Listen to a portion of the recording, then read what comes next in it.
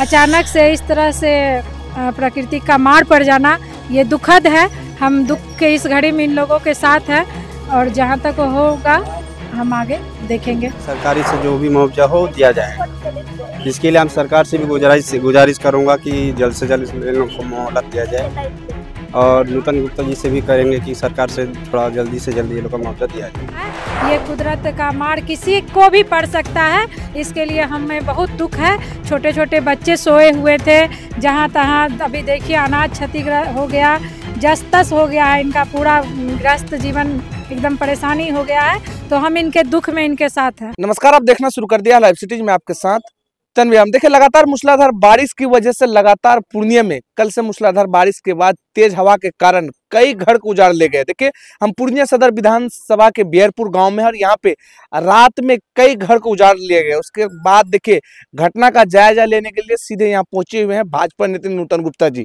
जी क्या कहेंगे, घटना की खबर सुने और आप पहुंच गए जायजा लेने के लिए?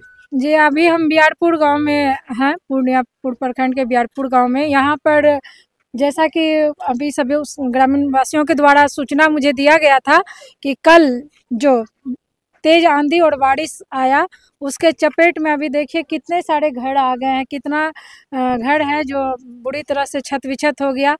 काफ़ी परेशानी यहाँ हो गया है इन लोगों के साथ। जो इनका जो भी रहने का खाना पीना का जो था वो सारा सामान बुरी तरह से क्षति हो गया।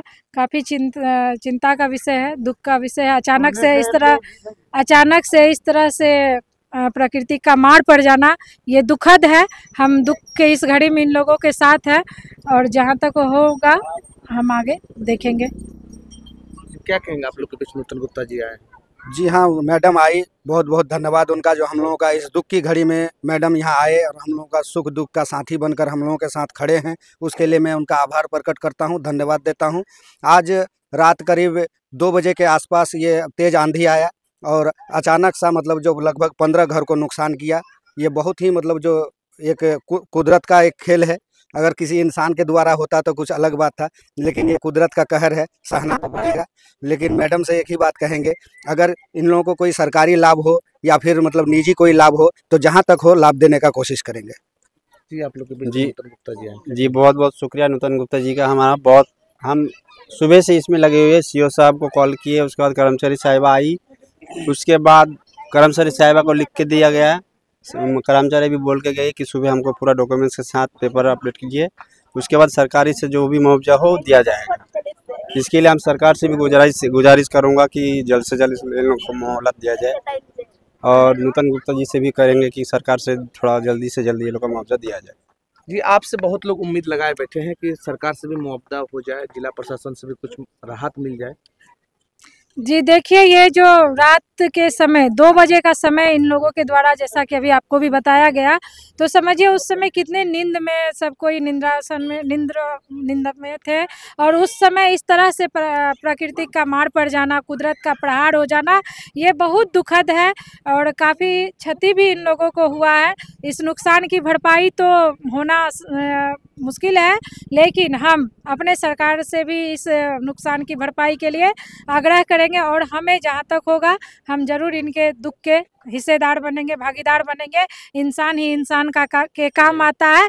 ये कुदरत का मार किसी को भी पड़ सकता है, इसके लिए हमें बहुत दुख है।